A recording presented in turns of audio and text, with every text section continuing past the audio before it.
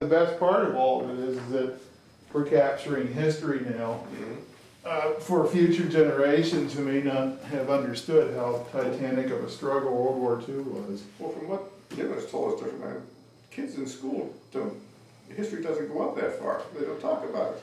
Rarely do they get that far. I think that's terrible, really. It is terrible. They could. It is terrible. And that's why one of the things that we're trying to do is we want to get this righted. We want to get the ship righted. My students, when I was teaching in high school, were well aware of what World War II was all about. Well, it should be. I mean, Sure. You know, it's nothing to be ashamed of. No. Well, other than the fact that wars are terrible, period. But, Sure. Sure. I just think that people should know about it. You're right. And that's how we learn to supposedly stay away from the dumb things that we're in now. Yes. Yes, but sometimes administrations don't study their history very well. You know, other countries don't either for some Yes, reason. that's also true. Let me put a marker on the tape here and we'll get started. Okay. This is World War II interview number 307. It's June 17th, 2004. There we have a marker. Okay. Would you give us your full name, please? Lyle Emery Gill, And you were born when, Lyle? born July 21st, 1925, Excellent. Newcastle, Pennsylvania. In Newcastle. Newcastle. Well, that's my old stomping grounds. Really? Yes. Yes, I'm a Pittsburgh person. Oh, okay. Yes. Yes. And so that makes you 16 at the time of 16. of the attack on Pearl Harbor. Right. And what do you remember from December 7th of 1941? Well, I remember, of course, being shocked by the whole thing and mad and upset and everything else. And I had an aunt and an uncle that came from Aliquippa, Pennsylvania, came to visit that day just by chance. Mm-hmm. Before we ever knew about anything like that. And my father had a car at the time, which was unusual. And we went for a ride. That's the main thing I remember about it.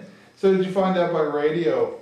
Yeah, just happened to have the radio on and heard about it. And you know, it was just, and of course, right after that, why, just like all of my friends, we were mad as hell and figured that if they just send us over there, we could end this thing in a couple of weeks and get it all over with and come home. Mm-hmm. They said, well, wait a while, so we waited. And how long did you have to wait? Well, in January of 40, what year is it? Two. The last year, 43, January 43, I guess it was. I figured I was going to get drafted after the summer because I'm going to be 18. Mm-hmm. So I doubled up everything in school. I took algebra, trigonometry, chemistry, physics, the whole thing, just doubled up the whole courses. Probably didn't do too well, but I did get a diploma anyway out of it. But did that, then around, I think it was March or April, I don't know, we were at 43. I was working part-time in a grocery store, delivering groceries too, in addition to that. A friend of mine came in and he said, you know, he says, we're going to get drafted this summer. He said, why don't we get down to Pittsburgh and sign up for the Air Force? The airport was then, not the Air Force. And I said, sounds good, but how do you do that? He said, well, all you have to do is have 2 years of college or the equivalent. And I said, well, that's good. I said, I've got another year of high school before I get those 2 years of college. So I said, that's all right, we can fake it. So we went down. And the first day, we took a zillion written tests and oral tests and everything else that they gave. And at the end of the day, he was told not to come back and told me to come back. So Well, the next day, why, do you remember where this was in Pittsburgh? no, I haven't the faintest idea. Wow. Not the faintest idea. You're not the first person we've run into who's going into the Air Corps in Pittsburgh. We can't seem to remember, no one seems to remember where this place was. I don't think it'll be written on anything that I No, because we've searched for it. Yeah, no, I So- have no idea where it was. Other than going to Suitland, Maryland to find out where it must have been, we're sort of stumped at the moment. Yeah. Can't help you there. But that's all right. Yeah, It's not a problem. Anyway, at the end of the day, why, I signed my name and held my hand up, and the guy said, go on, I'm 18 years old, I'll give you a call. Was this, or what did mom and dad think about your decision to go into the Air Corps? I think that's interesting because they never said, well, going down, I told my mother, dad, that, we were gonna do this. I think they probably figured, dummy you ain't gonna pass nothing. So, then when I come back and said, well, I'm in the Army, why? They just didn't say much. It's interesting, I don't know why. I mean, it was just, I don't know, it just surprised me. What possessed you to try for the Air Corps? I think because we thought we were gonna get drafted and didn't really wanna do anything else. I mean, it sounded exciting and we could go over and fly over and win this war and so forth. Had no desire to go into the Marines or No. the Navy? No, I didn't want to. no. Well, my buddy that flunked out in Pittsburgh, he joined the Navy down that summer. I don't think he ever left the country much. And after, when were you 18 then? You would have been July. In July of 43? Yeah, Did they call you? yeah, about a week later. Right. Really? Yeah. I forget what the actual date was, but it was just within days after my 18th birthday. So where did you get packed out to then? Greensboro, North Carolina. Mm-hmm. And there for about a month, and then we went to, for basic, and then we went to Lynchburg, Virginia for college training detachment. Mm-hmm. And spent 5 months there with all this college courses and everything else. Mm-hmm. And then we were sent to Nashville, Tennessee, where we've got about 1,000 tests of every imaginable thing. And I don't know how familiar you are with how they rated people at Nashville. You've heard all those stories about Yes. the grade you one being a pilot or a navigator Yes. or a bombardier and so forth. Well, of course, by that time the war was getting pretty well along, and you had to have pretty high grades. And I think I was one below on everything. So Really? I flunked that there, didn't I? No. I was all set to, I think it was only, I had a class of 40, and I think it was only one that qualified for a pilot, little guy from Texas, and was in, I don't know where he was, from Texas somewhere. And maybe one or two that had qualified for navigator or something, I don't know, but I didn't qualify for any of them. Well. Ended up going to somewhere or other, and I don't remember all the different moves, and went down to Texas to be trained to be a ground mechanic. And we went to the CEO, another fellow, and I said, we don't want to be that, we want to fly. We want to fly. Was this getting toward the fall of 43? This would be, yeah, let's see. No, this would be spring of 44. Oh. Spring of 44, yeah. And so we went to CEO and said we wanted to fly, and they shipped us off someplace else, and we learned to be what we were. We went someplace for, somewhere along the line, I remember going, I don't know where it was, Texas somewhere, I think. We had to learn how to disassemble and reassemble a 50 caliber machine gun blindfolded. I remember that vividly. I remember taking that thing apart and trying to find the pieces and put it back together. How'd you do? Must have been well enough. They didn't throw me out. And the other good thing I remember about after we got all that stuff, and I think it was the same place, we learned how to shoot skeet, which I thought was a terrific thing. Yes. And we'd ride in the back of a truck with a machine gun, or a gun, shotgun rather, mounted on a tripod thing, and drove around this course, and then he'd shoot the clay pigeons out, and we'd shoot them. I thought that was terrific. I was excited. So there were a lot of good things in the Army for me. And sooner or later we went to, I think, Sioux City, Iowa. Got together with a crew and learned how to fly with a crew and did all these good things. Were these, did you run into any air crew who were returning from the European theater? No, these were all same boat. Okay. I think there was one fellow on our crew that was, we called him Pops, he was 27, I think, something like that. I don't know how he ever happened to get there. Maybe he wasn't that old, but he was older than we were. The average age of your group was what, 20? No, pardon me? Was the average age of your group about 20? Probably, yeah, I would say so, yeah. Yeah, I was trying to. I think the pilot was a year or two older, elderly man. He was from Pittsburgh, come to think of it. Mm-hmm. And I guess we were all about the same age. That was good training. It was fun training again because we'd go out in the morning and they'd say, you know, you drop 20 high altitude bombs and then your day's over or something, really good time, and have a steak for dinner. And, we enjoy each other. Was it fun and exciting traveling around the United States? Yes, yes. We bonded well with the crew. Our crew was just, you know, all nice people, and Mm-hmm. I get a lot of good friends. Is this a bomber crew you were training with? B-17s. B-17s, Yeah. the Fortress. Yeah, the Fortress. And we had the old ones, of course, out there for training, where you pulled the old window open and it was colder than Billy be darned. So you didn't have heated suits? Oh, I don't remember. I think we did have heated suits, I guess, yeah. Do you remember a blue layer? Yeah, oh, yeah. Okay. But, you know, to do anything with a machine gun, you rip your gloves on. Exactly. It was cold. Oh, But exactly. it was fun. So were you a waist gunner? Well, yeah, I guess I was a gunner, Mhm. period.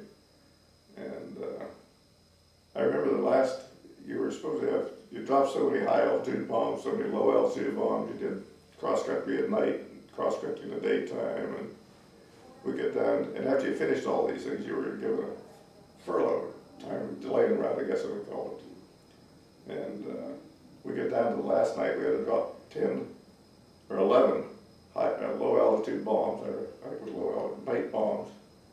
And our bomb bay would only hold 10 bombs because we had a tank and a gas tank on the other side of it. So we put an extra 100-pound bomb in the radio room, dropped our 10, and we came back over the target again. And I stood out on the catwalk on the bomb bay with the doors open and holding on to this thing. And the bombardier said, "Drop it." Well, I kicked it off. Well, I dropped the bomb this way. And normally when you drop a bomb, it's this way. Right. So as soon as it hit, it flipped, caught some cables, and the whole plane, I never figured. And I can't stand on a bridge and look down over because, you know, I was 10,000 feet in the air, bro. So on a catwalk this wide. I still think that. But anyway, we dropped it, we got back all right, didn't do any serious damage, Good thing. and went home. So what did you think of the B-17? What did I think of it? Yes. Greatest plane ever built, terrific. I almost have to agree with you there, That's- having crawled around in several. Yeah, oh, they are, they're really a nice plane. Marvelous engineering. You know, I can't get over how small they are now compared to today's planes, but then we thought they were huge. I remember seeing a B-29 towards the end of the war, and boy, Big. big. I never was in one, but. B-17's very majestic plane, though. I think it was a terrific plane, beautiful plane, Mhm. just the lines on it, everything, were just Mhm. perfect. And, We don't build planes like that No. anymore. no, Easy to fly and easy to fix. yeah, every summer they usually bring one down to the airport down where we live. Yes. Get down and admire it. Do they give you any accolades, seeing as how you've known a B-17 well? No, No? no, You need to press this. You need to tell them I used to be a No. B-17. I think there's a few thousand other people that do the same thing. True. Yeah. So when the time came to ship out, do you remember when that was? Spring of, let's see, it must have been March of 45, I guess, March Mhm. of 45. Because we went over on troop ship. Mm-hmm. Tell me about that passage. Well, there was a lot of people on there. There was a USS General Waggle, as I remember it. I don't know why I remember. Somewhere along the line on the trip over, well, everybody had to had to work. Somebody, you know, never who you are, just to keep you busy. You sure? Our crew there was 10 of us in our crew, and we had like a store, PX, I don't know what they call it in the Navy. And it was a little hallway outside, about half the size of this room. Our responsibility for the 10 of us was once a day to clean that hallway, which took probably 10 minutes, something like that. Anyway, How many days was the passage?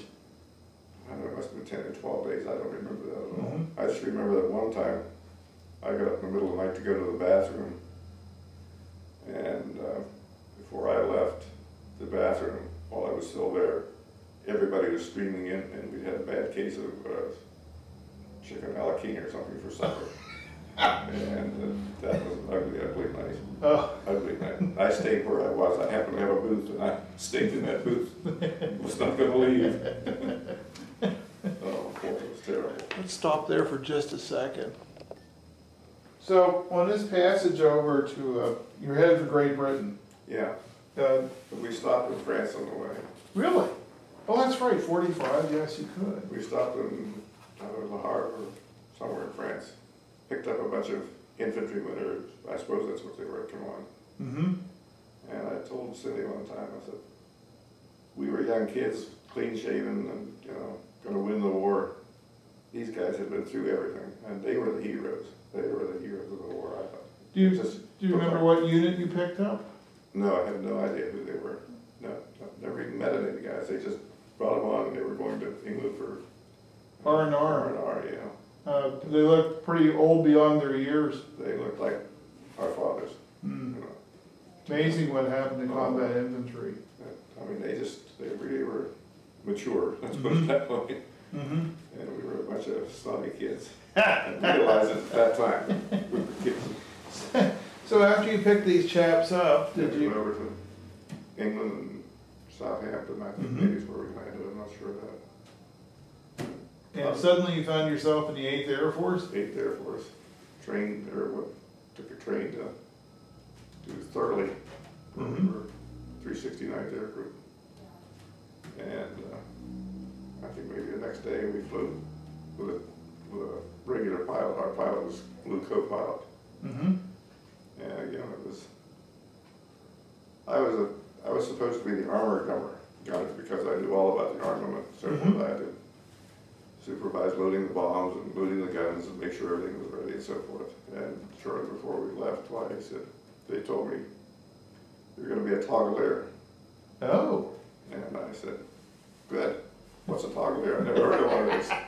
He said, did you ever hear of a bombardier? And I said, yeah. And I said, well, that's what you are. Only you're not a bombardier, you just sit there. At that time of the war, they were eliminating bombardiers. Mm-hmm. Why so? I think we present were all getting killed and because they sat right there in the nose of the plane. Mhm. It's a perfect seat, beautiful place to sit. Nice view. And he said, they just said, you just sit and watch the plane in the lead plane. And when he opens his bomb bay doors, you just flip the toggle switch and open your doors. And when he drops his bombs, you just flip another toggle switch and drop your bombs. And he said, that's all there is to it. So I was a toggler. So was the Norden bomb site just sitting there? Yeah, yeah. And I look through it occasionally to see where and the navigator sat right beside me, so His desk would have been right. right kind of by my back shoulder. Mm-hmm. And he followed along the map and told me where we were. We flew over the Ziter Z, which I remembered from school. Mm-hmm. It was interesting. Before we went, I'm sure you've heard this story a dozen times or a zillion times. It's fine. You know, you go in a big room, of course, and all these people are all sitting there, and commanding officer or somebody, an officer comes in, puts a blind up on a map up there and shows you this huge big map and shows you where we're going. And we went to Berlin the first day, which was unusual. How much of Berlin did you see? Not much of it. I mean, from that height, you didn't see much of it at all. Never got there after that. Mm-hmm. But anyway, there were big blotches on the map, and I'll never forget this. And this guy kept saying, you know, we're going this way, and showing us on the map the route we're supposed to be taking and all. And stay away from these blotches because, of course, these are anti-aircraft areas, heavy. Mm-hmm. And when we're flying over, I can't think of the navigator's name. I can't think of his name now. He said, I don't know why we're going this direction. He said, we're heading directly for the red blotch. He had his little map in front of him. And we did. We flew over the big blotch. Had a little bing bang boomy. What were the Germans using? A lot of 88s at the I time? have no idea what they were. Just airplanes that are, any aircraft that was making lots of noise and doing lots of bad things. And I don't know, I think we did lose a couple planes that trip. And it was a funny thing. You know, popular movies show some of the popular movies show B-17 shaking from Yeah. anti-aircraft fire. Yeah, I remember feeling it, enough, but we were too dumb to be scared anyway, so. Forming up, I just remember when we formed over the English Channel, Mm-hmm. and of course there were groups from all over England going that day, and there's fighter aircraft all over around, you can zoom around and so forth, and people shoot flares, of course, to organize your group, you go for the red flare and so forth. And I thought that was amazing. Must have been fun to watch. Oh boy, it was just fantastic. Watched that many aircraft and all over the place. It was just beautiful. That was called the Rally Point. Yeah, right. Over the English Channel. So, how many planes do you think were in your first raid? I haven't any idea, but there must have been hundreds of them because it was a biggie. Counting the fighter planes. Mm-hmm. And of course, by this time, Germany didn't have any oil, I guess, so they Right. didn't have any airplane at all. Right. I remember we saw one airplane that was just a little, looked like one we'd trained in probably, down far below us, and our fighter planes went down and zoomed around and played with them. And I don't know, maybe it was some big executive trying to scoot Germany. I don't know who he was or why, but they didn't bother shooting him down or anything. So you're being escorted by P-51s? I remember what well, it was P-51s and 38s, and Mhm. maybe I don't know if they 47s or not. Sure. But whatever they were, but they took us all the way, really. So it's a very, very powerful Air Force at Yes. this point. Oh, boy. Are you sort of happy you missed some of the high casualty years? Yes, definitely. Yep, definitely. 'Cause we had, I remember a few days after got there, there was a crew came back from France, and they'd been shot down over France, and it was even, I don't know when that would have been, but 3 or 4 days before we got there, and they said, we were prisoners of war for like so many days or something like that, and the Germans left and said, get out of here, we don't want any part of you. So they came back. There were a lot of interesting things. We had one guy that, for some reason or other, bailed out over London, just coming back just because he was, I don't know why, I never did hear why, but he just bailed out. He just wanted to go to London see the place. Did you get into London at all? Got into London VE Day. Really? Exciting. Tremendous. That's the most exciting thing ever happened. Well, now this is a first. Thousands. Tell us about London on VE There Day. was thousands and thousands and thousands of GIs from every country in the world. And we were right down, I remember being down at Piccadilly Circus. Mm-hmm. And all these guys, all over the place. And we just wandered around all over London, every place we could go. Somebody said that the Prime Minister was gonna come out. So we hopped over, went down, stood in front of 10 Downing Street, and nothing happened. So then somebody else said, well, the King and Queen, I guess they were then, Mm-hmm. we're gonna go to declare the war, at the end of the war. So we went over to some park, I don't remember what the name of that park was, outside of the palace. Hyde. And then maybe it was, and there was zillions of people there too. So we stole a couple of benches from the park, and went over and stood in the back of the crowd, stood on the benches, saw the King and Queen come out in their fancy gold horse-drawn thing, and that was interesting. That would have been George and Elizabeth. Yeah, I think George, whoever Six. George was then, yeah. Yes. Queen Quite, Mother. but yes, the Queen Queen Mother. Mother, yes. Yes, Queen Mother. Yes. Yeah. She was quite a spry old. Yes, she was. Yes. Yeah. That must have been quite the day. Were the British happy to have this war over? Oh, yes, they definitely were. Yeah, they were excited. We didn't see too many. We saw, well, most of the people we talked to were girls at 18, our age. Yes, of course. Yeah, we won't go into that too much. No, we'll just leave that. But anyway, they were nice people. But the British suffered something terrible. Yes. You can't even imagine it.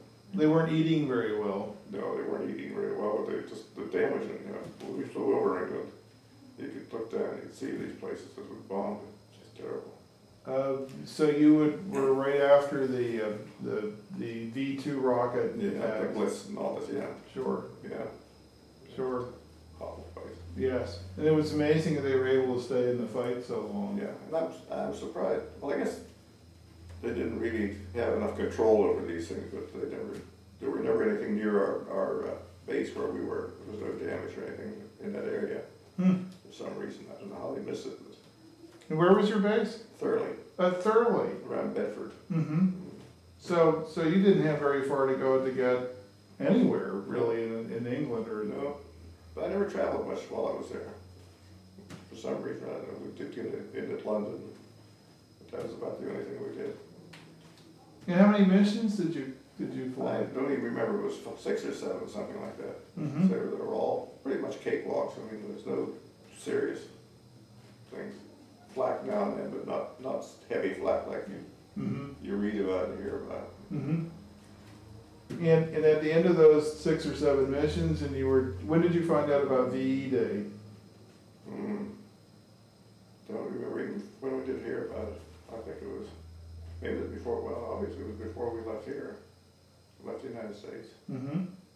So whatever day it was, I don't even remember where we were, I just remember hearing about it. Did you have rumors flying around about Not too much, the end of the war? No. We Really? didn't. Towards the very end, I guess we did, but not a lot really. Let me take you back to April 12th then. Do you remember where you were when you learned that President Roosevelt had died? No, I can't say that I honestly remember. Well, let's see, we'd have been in Africa then. After the war ended anyway, we flew down to France, southern France, for I stayed there for just a couple of weeks. I don't even know why we flew. I never figured out because we just went down and sat there for a while and then came back to England. And then we went down to, we found out that our squadron, or group rather, was going to be part of photographing the world. And one of the squadrons, I think, went to the Canary Islands, if I remember right. We went to Marrakesh, French Morocco, Mm-hmm. and stayed down there then for the winter, which was nice duty. Probably the finest kind. Yeah, we had little cottages. We lived in 4-bedroom cottages, one person for each room, and Well, you can't beat that. I couldn't beat it. No. The weather was beautiful, but we'd get up in the morning, get down for breakfast, and get down for briefing, and they say it's cloudy over the mountains. Check your airplanes and take off. So we come back and play ball, walk past the airplane to make sure it was still sitting there, and so play ball for the afternoon. But then we did fly and do that a lot, which was fun too, because. Were there any rumors though about going to the Pacific at all? Yes, there were rumors. Everybody, we're going back here, and then we're going to England, or we're going back to England, and we're going to the Pacific and so forth. How did you feel about that? How did you feel about that? I don't know. I don't think it was too upset. I don't remember being too upset about it. I don't remember being too upset about much of anything in the Army. That's what I wanted to hear. No, I really didn't. I don't know. I guess because I'm young, dumb, and stupid, I wouldn't call it that. No, Did you feel well cared for in the U.S. Army? yes, I think they did well, yes. I never had any complaints really. Food was not bad. No, well, It was Army food. it was Army food, yeah. We were always fed well. I mean, we didn't live on these canned foods or these little Sea rations. sea rations, yeah. We didn't do sea rations or anything like that. We always had a dining room. We didn't have bacon and eggs, or eggs and bacon rather, but we had good food. And Good. I didn't lose any weight. I could get back down, Now, see what happened for a while. But you remember the Depression well, yes, I do. I remember the Depression. especially in Newcastle, Especially which was hard hit. Newcastle there was rumors when I don't know how old I was, that, well, I think it was Reader's Digest had an article that Newcastle was a ghost town. And I thought that was a terrible, terrible thing. I didn't even know what that meant, but I thought it was a terrible thing at that age. Mm-hmm. That all the industries were closed, and it was. And I remember my father he worked most of the time, but he was out of work, and of course worked for, and he said 10 cents an hour for 12-hour days. Sure, And sure. So it must have seemed that the Army then was quite a paradise after the. Well, by that time, of course, by the time I went in, it wasn't bad. I mean, I was ready to go. Good. In Newcastle, I recovered, of course, Sure. because my dad was working overtime and making lots of money and How about Mom? What did she do? nothing. She was just nothing. She was a very good mother. She was just a house. I mean, Mm-hmm, kept the house and kept the kids. mm-hmm. All that's something we always found strange when we moved to Lancaster. The women in Lancaster most all worked. Yes, Yeah. No, none of our mothers worked in Newcastle. really, They stayed home. really. I don't know That is anybody odd. whose mother worked during That that is right. period. Yeah, well, I've interviewed several women here who all work for Hershey Foods, of course. Yeah. Well, most of the women in Lancaster seemed to work in the tobacco factories. And there was a casting forge also in Lancaster. Yeah. Yeah, it was heavily used. Mm. Yeah, there's some pretty serious industry in this area, but Newcastle must have been booming Yeah. during the war. It was, there was tin mills there, and the Johnson Bras where I worked for a while after the war. And trying to think, Vesta machine. There was 3 or 4, well, 2 potteries, of course. There was a Shenango pottery that made the real fine china, Mm-hmm. as we have our own. It still does, doesn't it? No. No Shenango anymore. No Shenango. Oh, No, that's- it's been gone for years. Oh, that's awful. It was taken over by, I don't know, some Japanese outfit that made junky china. And, no, there's no good china made anymore in Newcastle. When I used to be a waiter, that's been some years now. When I was a waiter, our first restaurant had Shenango china. It was Yeah. excellent stuff. It is, it's good. Oh, I'm sorry to hear that Yeah. doesn't exist. No, it hasn't been there for years. Wow. It was Universal Rundle, which made toilets and Yes, that kind of stuff. yes, And I don't think it's there either anymore. no, it's not. That's- So, Well, there is a comment on the post-war economy. yeah, it is. So life in, let's go back to North Africa for a second. So the life in North Africa was pretty easy. Pretty easy, very easy, in fact, yeah. It's just- And how long were you there? Gee, I don't know, maybe 3 or 4 months, something like that. I know it was over Christmas because I have a picture in there. We went up someplace in the mountains and got a Christmas tree, or a tree, and had it in the corner of our little house for Christmas and decorated it. Did the residents give you any trouble? No, not really, no. We had some of the local people would come on the base and do housework or do some maintenance kind of work. Mhm. And, we had a young fellow that came in and one of the guys gave him a camera to take home and take a picture of his family. Never got the camera back. You know, they were decent people, and they seemed to be anyway. Well, here you were, 20 years old. You had traveled extensively over the United Yeah, States. yeah. You had been to Great Britain and France and North Africa and flown missions Yeah, over Nazi Germany. yeah. And it must have seemed like you couldn't do anything more to make your life more fulfilled. No. And then the war was over. So then they sent us home. And Do you remember when you came home? oh yeah, before we I guess we were in Germany. We went back after we left Africa. We went over to Gill, Germany, for a month or 2 before we took a cattle car over to Lyle to come home. Mm-hmm. And our CO called me and one other fellow in and said, "Would you like to go to West Point?" And he said, "I can get you an appointment, guaranteed." And I think both of us said the same thing. I said, "No, I have a girlfriend at home and I'm ready to go home and get married and be with her," which I ended up doing. And I often thought I'd like to have gone to West Point, really. I admire West Pointers. I admire the discipline. Our major, the guy that was a major that was in charge of our squadron, was a West Point officer, and he was a good officer. I really thought he was good. You must have done something splendid then. You must have good performance to be. I don't know what I did, but he maybe just picked us out of the whole lot. I don't know. Anyway, we turned him down. I don't know that anybody else. I mean, don't even know that he asked anybody else, but the 2 of us. And, How did it feel to be in occupied Germany? At that time, interesting is all I remember really. We wandered around places that was safe enough, but we felt safe enough that we didn't worry about anything really. Just, you know, walked around the areas where it would bombed out and saw things. Were the Germans would come into our barracks and sell things to us, whatever. sure. Were the Germans, because they didn't have anything. no, they were desperately poor then. They were, that's was right. And how about anti-American sentiment? Never heard any. I don't remember ever hearing any. Now, we didn't talk to Germans that much, so I don't know, maybe there was some, but I do remember being on guard duty at night one time. It was me and a fellow from Yugoslavia, I think. And we were guarding a coal pile and had guns, but we didn't have any ammunition.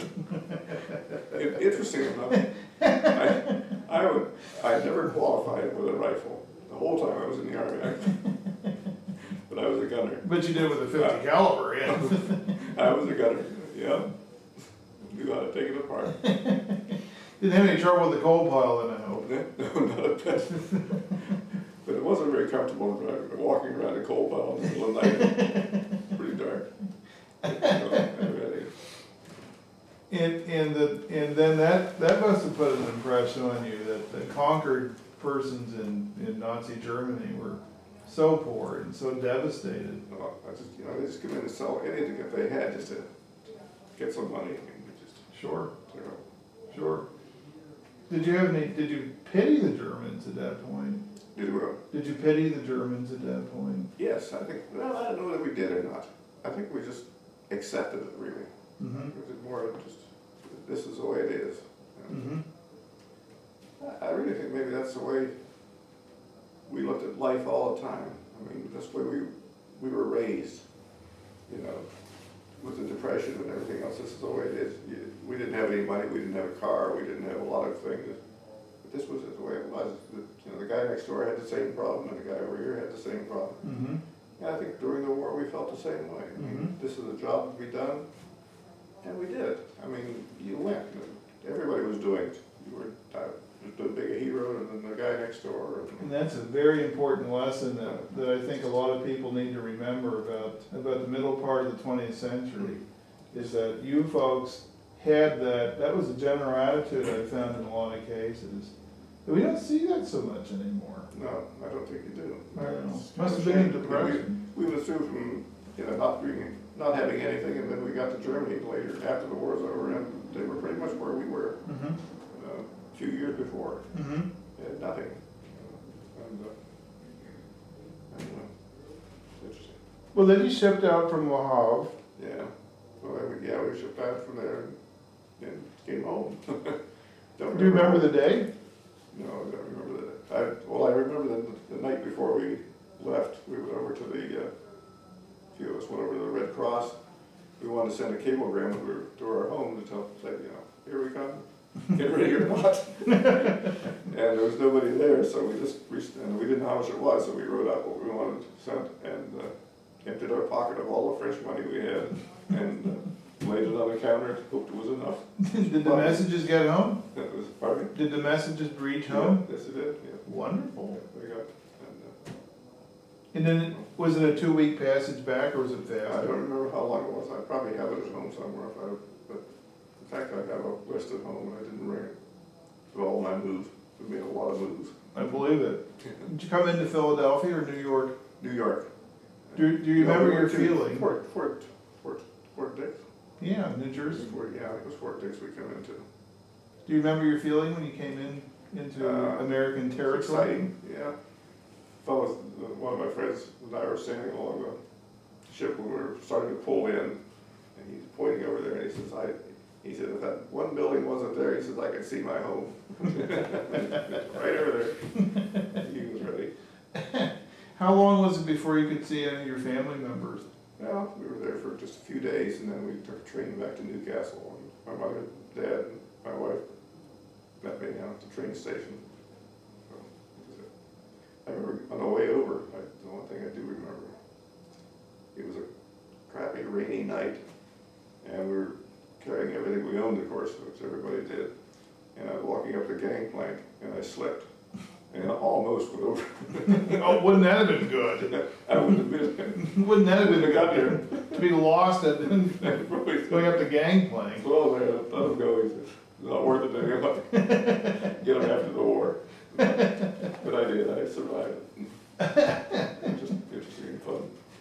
take the Pennsylvania Railroad then back I from, have no idea what railroad. really? I just know, Back from Fort Dix? I know there was a lot of people on it and, going home. Did the United States look any different in 1946? Are we back in 46? Yeah, 46, yeah.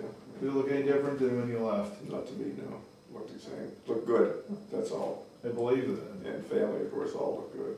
Good, and they were happy to have you home, I'm sure. Yes, yeah, Now, but this was before you were decommissioned? or- Yeah. Yes. yeah. Well, and then what about that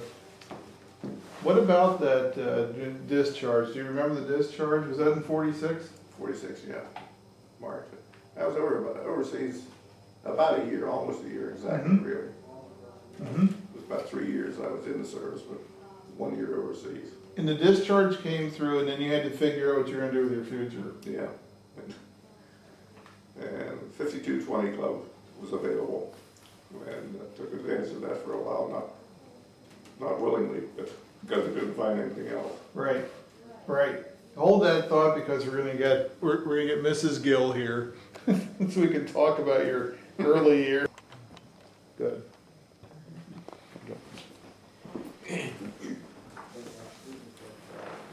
Ben, are you gonna do any swivels here? Sure. And zooms also? Yeah, we gotta do the Zoom thing. He's good at this. He's very good at this. How's that? Excellent. We're recording. Okay, I know. This is why you're an editor also. We have to do another marker. This is June 17th, 2004, and I'm having an interview with, your full name again, sir, Lyle Emery Gill. and yours, Joanne McCollum Gill. and McCall was your maiden name? McCollum, McCollum was your maiden name? yes, correct. Excellent. Let's go back now to 1944, maybe even 43. Maybe we even sooner than that. When did you two meet each other? Sixth grade. Oh, so we're going a long way back. This is about 1936 then, You're right. thereabouts. You're right, and we both, well, my parents moved on the same street where Lyle had already been born and was living. And so we just lived a few houses apart In Newcastle. in Newcastle, Pennsylvania, same street, Hazel Street. Now, what do you remember about the Depression?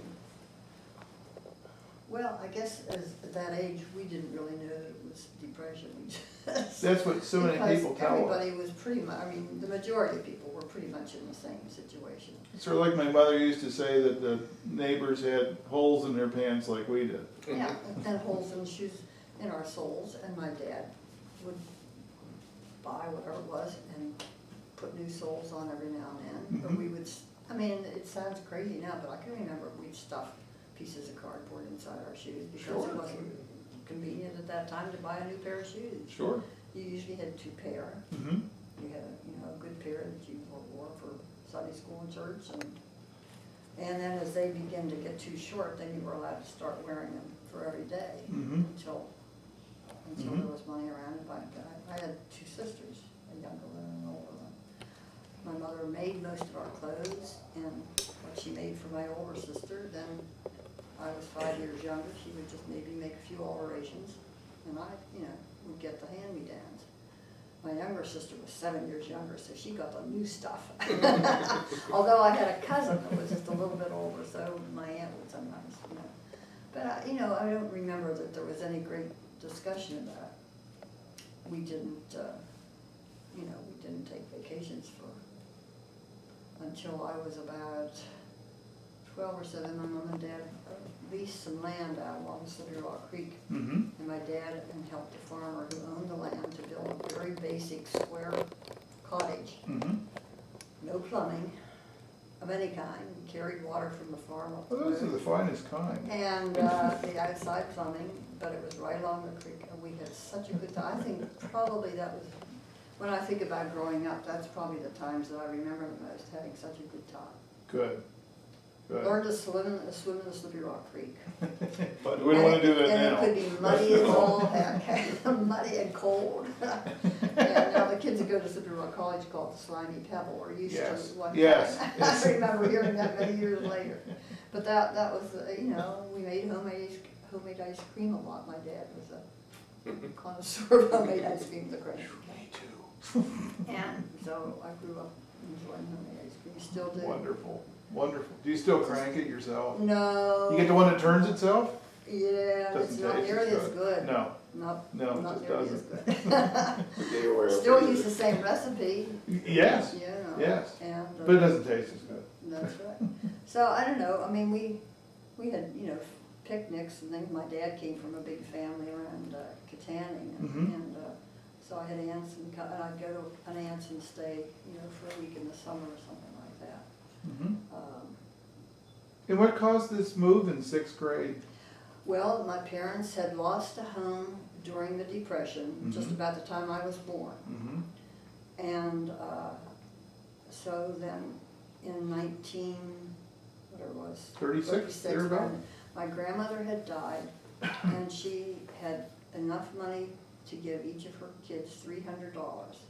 So I remember this because it was a big thing, and hearing Mhm. about it, you know, even years later. And my parents used that, I don't know, it was a down payment or what was involved, anyhow, to buy this house. And that was the first house they had owned then during all that time. Mm-hmm. So that's what prompted the move. So you ran into Lyle then at school? Well, and And on the same street? street, and there was a gang, I mean, we just had what we call a neighborhood gang, kids. There was 2 girls lived behind us, our backyards joined, and another girl right around the corner. So we just kind of did things together. We didn't, you know, even as we got into our teens, we didn't really date, but we would have parties, and his dad fixed up their basement some, and Wow. we had these gang, whole different context than what you Oh, well, we gangs understand, today. But we would have parties, and then, of course, as the boys started going away to the service, we would have a party down there. And then the boys wanted to learn to dance, and so somebody had a record player, and we girls then were to teach them to dance. I think it was an excuse to go put our arms around. Sure, them. sure, Sure, sure. the Dean's Diner, the first Yeah, time. there was a place called Dean's Diner. Was this a jitterbug or something? Yeah, oh, you betcha. Jitterbug. Yeah, Yes. that's what it. Excellent. And so you know, we really didn't date a lot per se. He didn't have access to a car. There Sure. wasn't gasoline. So We went to a movie. we would either Walk to town. walk to town, which was a fair piece. You know, maybe a mile and a half. 2 miles, I think it was. We walked to school and high school most of Mhm. the time, which was even further because it was on the north side and we lived on the east side of town. Did you two become friends, good friends, during high school? Yeah, well, that's when we had these parties and things. Sure. We were together, but It was just a gang. yeah, I mean, we just didn't do much. I think the first date we ever had was we played hockey from school on a real pretty day in spring and walked out. Do the children know about this? I And think our mothers we do. walked through St. Vitus Cemetery. Now that's the excitement of the first date in the daytime. Yeah, a bunch of Pepsi. And we I think. walked back and stopped at a grocery store and got a Pepsi. I don't know who it was. So he was a big spender, and we went to the movie that night, and then went to a drugstore afterwards, and there was my homeroom teacher and her boyfriend, and I had Well, not been in school that day, well. but my mother did know, and I think his mother did too. That's probably the only time I did anything so daring in my life. Are you catching this, Cindy? Oh, I wouldn't want her to know about this wild life her Well, mother yeah, lived. the wildlife of mom had, yeah. Yeah, there was very few occasions when one boy in our group of friends whose dad had a business where he had access to more gasoline. Mhm. So occasionally when there would be Tommy Dorsey or Jimmy Dorsey, somebody was over in Youngstown, Ohio, at the place called the Mansions in the summer. Mhm. And that was just as the kids were starting to leave for the service. And so that was a really big deal. That would be a big Paul deal. Figley would have gas, and we'd have his dad's car. That And we be. would cram in 3 couples into the car to go over to that. Take the back roads, so you wouldn't Yeah, get caught. I forget, Woody Herman, I remember that, Mhm. you know, so those were the big, really exciting dates. Oh, yeah, yeah. And I think, you know, other than having Cokes while we were there, we came straight home. I don't remember ever stopping to eat, because I always had to be home. Sure. I mean, the night before we were married, we were out for a while, and when we come home, and it was midnight, and my dad was not a bit happy with me. I mean, hey, I was gonna be married to this. And I think we just went with some friends someplace. It wasn't, you know, we'd had a little rehearsal at the church first, but, so it was, it was nothing sinful with it. Yeah, of course, It was just wild, but. We went to the mansion in the summertime in Youngstown, and the elms in the The winter. elms, and that was an indoor, you know, place, but that was very seldom because of lack of men and lack of guests. And it was more special though. Oh, it was very special, Yes. absolutely. Yes. Yeah. And again, it was the same bunch of kids. Mm-hmm. But this was really after the Depression was over. I mean, Oh, people were yeah, well, starting yeah, back. that was early Working, war yeah. times probably, before they, you know, the late thirties and into the very early. Better cash flow then A also. little bit. Yes. And I did a lot of babysitting. I got a job at Woolworths 5 and 10 when I was 15 because they were so hard up for help. Sure. So I could get down there and work some days after school and worked on Saturdays. Mm-hmm. Then I graduated to Murphy's, hey, and worked in the summer, the last summer before I graduated. And like at Christmas time and all. Mm-hmm. Then when I graduated from high school, then I got a job working for the Pennsylvania Power Company as a billing machine operator. So that was real progress. That's right. Do you remember December 7th, 1941? Yes, I just remember that we had the radio on, which was very common on Sundays. Sure. Afternoons and evenings. I couldn't tell you now the time of day, but I just remember, and I don't think it really registered with me, the seriousness. And I think my dad said something really bad.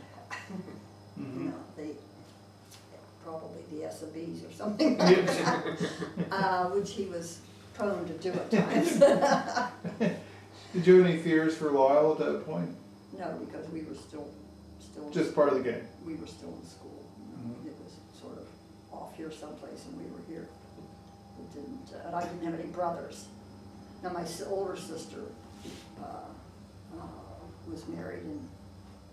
43, she married. Yeah, and her husband was in the Air Force. So that was really the only close connection, you know, with a male family member. Then I had cousins and so on that started going into the service. Were you both from Roosevelt families? Oh, yes, I was. I don't know about Lyle. Oh, yeah. Oh, yeah. my dad thought he was, you know, he and Truman were next to God.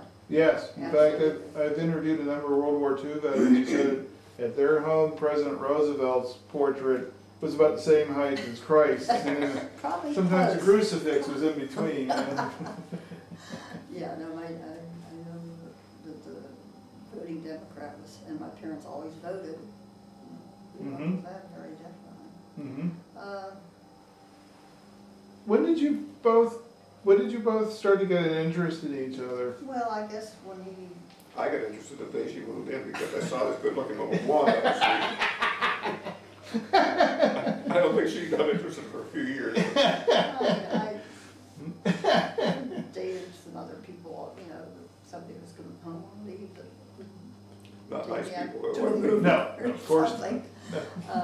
I guess probably just before we wrote a lot of letters. Mhm. You know, when these women were- So- we got engaged.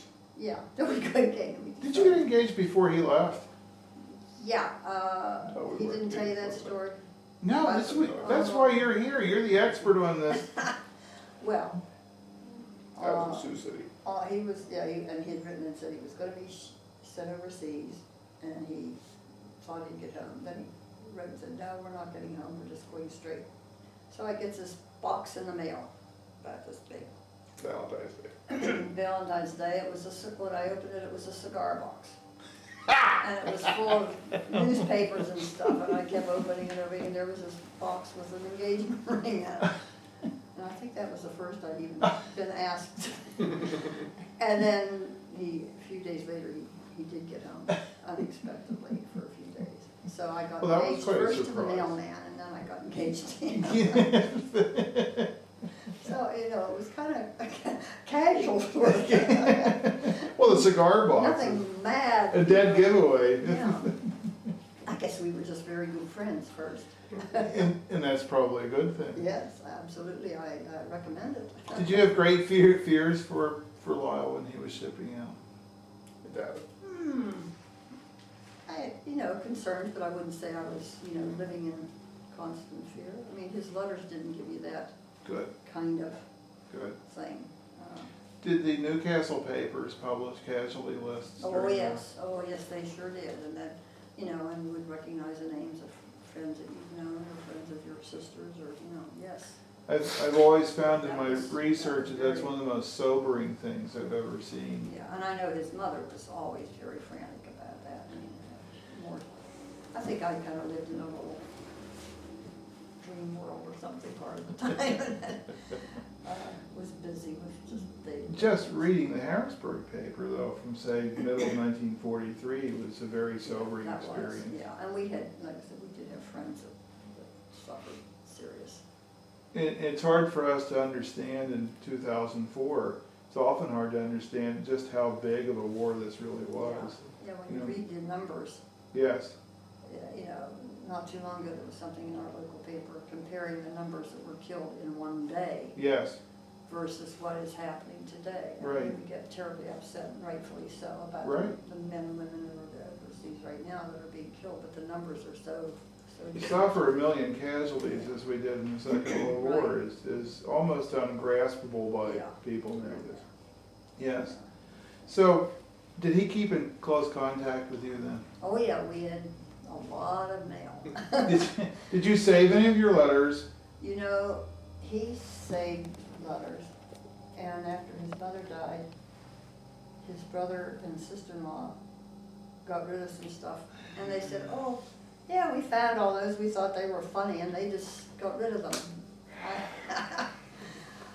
Oh, my. I saved a couple, but I didn't save, I had a younger sister, Oh, and I you didn't gotta be save, careful. I didn't save